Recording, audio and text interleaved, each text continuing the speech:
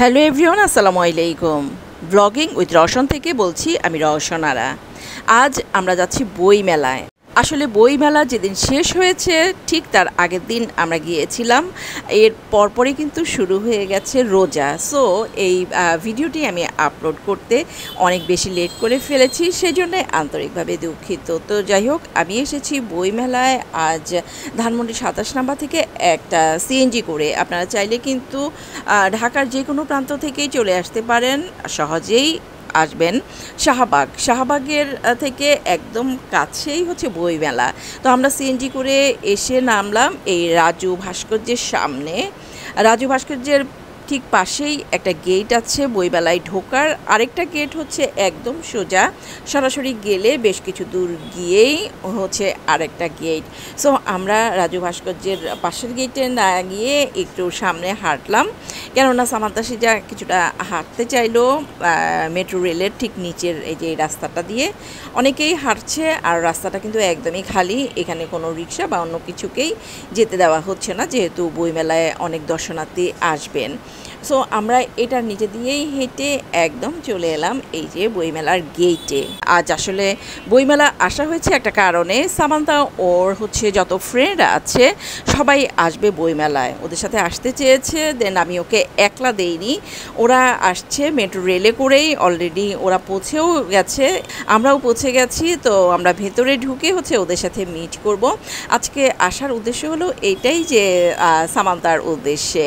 তো ঢুকেই কিন্তু বইমেলায় যে এখানে হ্যান্ড ওয়াশ দেওয়া আছে, তো বইমেলায় এসে অনেকেই কিন্তু হ্যান্ড ওয়াশ করে নিচ্ছে আর এখানে সেল করছে তারা। এখান থেকে অনেকেই কিনছেও ডেটল সাবান বা স্যাভলন এই ধরনের জিনিসগুলি। এই যে আমরা কিন্তু ঢুকে গেছি অলরেডি, পেছনে গেট দেখতে পাচ্ছেন। স্বাধীন বাংলাদেশের ঐতিহ্যবাহী মেলাগুলোর অন্যতম হলো এই বইমেলা। প্রতি বছরই পুরো ফেব্রুয়ারি মাস জুড়ে এই মেলা বাংলা একাডেমির বর্ধমান হাউস প্রাঙ্গণে ও বর্ধমান হাউস ঘিরে অনুষ্ঠিত হয়।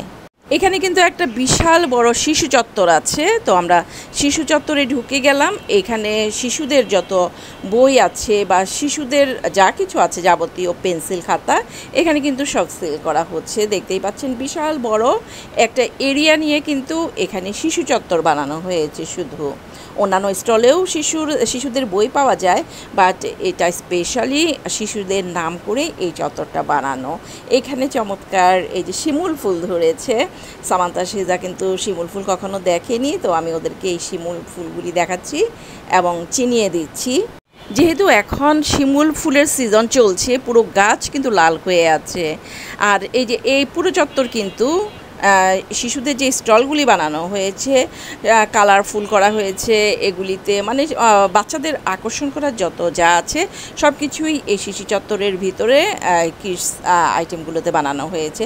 এর মাঝেই কিন্তু সামান্তার সব ফ্রেন্ডরাও চলে এসছে, ওরা একসাথে সবাই একই সাথে ঘোরাঘুরি করবে। এখন আমি পেছন পেছন থাকবো, আমি আছি, সিজা আছে। তো এখানে চমৎকার একটি ৩৪শে জুলাইয়ের স্টল দেখলাম। এখানে আসলে শেষের পথে তারা বইটাই হয়তো বা গুটিয়ে ফেলেছে, আমি এখানে দাঁড়িয়ে ছবি ওঠালাম। চমৎকার কিন্তু বই মেলা, অনেক স্টুডেন্ট এসেছে, অনেক গার্জিয়ান এসেছে, অনেকেই যারা বই ভালোবাসে তারা প্রত্যেকে কিন্তু এখানে এসেছে। পুরো মাস জুড়ে কিন্তু এই বইমেলায় এরকম সব লোকারণ্য থাকে। আর বই যে স্টলগুলি আমি দেখলাম এবার, স্টলগুলি প্রত্যেকটা স্টলেই কিন্তু এত বেশি আকর্ষণমূলক করে তারা করেছে যে সত্যি সুন্দর করেছে। আর প্রত্যেকে যারা দর্শনার্থী আছে বই কিনতে এসেছে বা বই ভালোবাসে, চমৎকার সব স্টল দেখে দেখে সবাই কিন্তু ছবি উঠাচ্ছে, বই কিনছে। মানে বই মেলা যে শুধুমাত্র বই বিক্রি বা বই পড়ার বা বই দেখার জন্য সেটা কিন্তু না, এই বইমেলা কিন্তু একটা মিলন কেন্দ্রও বটে। এখানে অনেকেই আসেন, প্রত্যেক হয়তো বা সারা বছর দেখা না হলেও এই ফেব্রুয়ারি মাসেই বইমেলার উদ্দেশ্যে তারা আসেন, গল্প করেন, আড্ডা দেন, বই কিনেন। এখানে বিভিন্ন ধরনের অনুষ্ঠান হয়, সবাই অনুষ্ঠান উপভোগ করেন। বিশাল বড় এরিয়া নিয়ে কিন্তু এই বইমেলা হয় প্রত্যেক বছর পুরো ফেব্রুয়ারি মাস জুড়েই। যেমন ফেব্রুয়ারির ঠিক ১ তারিখ থেকে শুরু হয়, ২৮ তারিখ পর্যন্ত বইমেলা হয়। পুরো ১ মাস জুড়ে কিন্তু সবার মিলন মেলা বলা যায় এই বইমেলায়। চমৎকার স্টলগুলি কিন্তু অসম্ভব ভালো লেগেছে, বিশেষ করে এই সব স্টলগুলি আমার কাছে বেশ ভালো লেগেছে। আর স্টল মানে বই কিনা বা বই দেখা বা বই পড়ার অভ্যাস যাদের আছে তারা কিন্তু অবশ্যই এই বইমেলায় একবার হলেও আসেন। 1972 সালের 6 ফেব্রুয়ারি তারিখে চিত্তরঞ্জন সাহা ঢাকা বিশ্ববিদ্যালয় সংলগ্ন বর্ধমান হাউস প্রাঙ্গণের বটতলায় এক টুকরো চটের ওপর কলকাতা থেকে আনা 32টি বই সাজিয়ে বইমেলার গোড়াপত্তন করেন। এই 32টি বই ছিল চিত্তরঞ্জন সাহা প্রতিষ্ঠিত স্বাধীন বাংলা সাহিত্য পরিষদ, বর্তমান যেটা মুক্তধারা প্রকাশনী, সেখান থেকে প্রকাশিত হয়েছে বাংলাদেশি শরণার্থী লেখকদের লেখা বই। এই বইগুলো স্বাধীন বাংলাদেশের প্রকাশনা শিল্পের প্রথম অবদান। 1972 থেকে 1976 খ্রিস্টাব্দ পর্যন্ত তিনি একাই বইমেলা চালিয়ে যান। 1976 খ্রিস্টাব্দে অন্যান্যরা অনুপ্রাণিত হন এবং 1978 খ্রিস্টাব্দে বাংলা একাডেমির তৎকালীন মহাপরিচালক আশরাফ সিদ্দিকী বাংলা একাডেমিকে মেলার সাথে সরাসরি সংশ্লিষ্ট করেন। 1979 খ্রিস্টাব্দে মেলার সাথে যুক্ত হয় বাংলাদেশ পুস্তক বিক্রেতা ও প্রকাশক সমিতি। এই সংস্থাটিও প্রতিষ্ঠা করেছিলেন চিত্তরঞ্জন সাহা। 1983 সালে কাজী মঞ্জুরে মাওলা বাংলা একাডেমির মহাপরিচালক হিসেবে বাংলা একাডেমিতে প্রথম অমর 21শে গ্রন্থমেলার আয়োজন সম্পন্ন করেন। সেই থেকে শুরু এবং সেই বইমেলা আজ এই পর্যায়ে এসেছে, দেখতেই পাচ্ছেন, আর থেমে থাকেনি। বইমেলা তার আপন গতিতে প্রতি বছরই ফেব্রুয়ারি মাস জুড়ে অনুষ্ঠিত হয় এবং এখানে আসেন অনেক দূর দূরান্ত থেকে অনেক বইপ্রেমী মানুষ। প্রত্যেকটা স্টল কিন্তু যত দিন যায় তত বেশি আকর্ষণীয় করে তোলে ক্রেতাদের বেশি আকর্ষণ করার জন্য। যেই স্টল যত বেশি সুন্দর হয়তোবা সেই স্টলে তত বেশি মানুষ যায়, সেল হয় তত বেশি।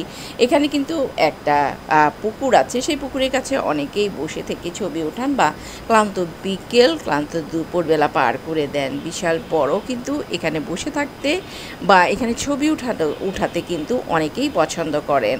এখানে যে শুধু বই পাওয়া যায়, সবাই বই কিনতে আসেন, একটা মিলন মেলা ঘটে সেটা কিন্তু না। অনেকেই কিন্তু বই কেনার পাশাপাশি এখানে অনেক নাট্য জগতের বা সিনেমা জগতের লোকজন আসেন, তাদের সাথে ছবি ওঠাতে অটোগ্রাফ নিতেও পছন্দ করেন বা নিচ্ছেনও অনেকে। এখানে প্রতিদিনই কোনো না কোনো আর্টিস্ট আসেন, তাদের বই, অনেকেরই বই প্রকাশ হয় এখানে। সেই বইয়ের একটা বিজ্ঞাপন করা বলেন কিংবা তাদের ভক্তদের অটোগ্রাফ দেয়া এবং অন্যান্য যারা আছে সবার সাথে জাস্ট মিলন মেলার ঘটানোর জন্যই তারা এখানে আসেন। আর এখানে ছোট এবং বড় কোনো ভেদাভেদ নেই। এখানে বাচ্চারা যেমন বই কিনছে, বই দেখছে, বই ভালোবাসছে, বড়রাও কিন্তু বই কিনছে, দেখছে, ভালোবাসছে। আর অনেক স্টল আছে এই ধরনের ক্রেতা আকর্ষণ করার জন্যে, চমৎকার সব পোস্টারিং করছে, এখানে আসছে অনেকে, এভাবে ছবি ওঠাচ্ছে এবং স্টল থেকে বইও কিন্তু কিনছে। এমন ধরনের পোস্টারিং তাদের প্রচারণারও কিন্তু একটা অংশ।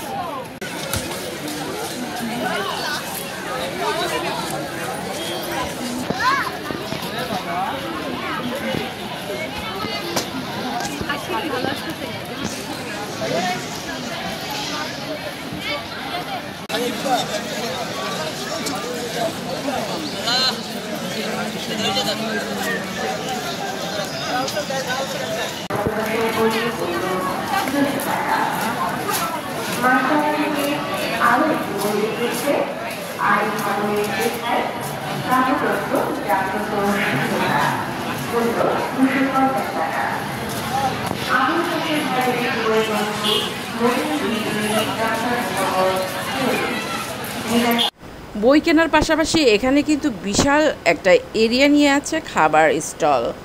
আর খাবার স্টলের পাশাপাশি ছিল বিভিন্ন ধরনের জুয়েলারি। অনেকেই কিন্তু সেই জুয়েলারি থেকে কিছু কিছু জিনিস কিনছেন, আর প্রাইসটা কিন্তু মোটামুটি বাইরে থেকে অনেকটা বেশি হাই। আর খাবার দাবার যেগুলো আছে সেগুলোও কিন্তু জুয়েলারির মতোই বেশি।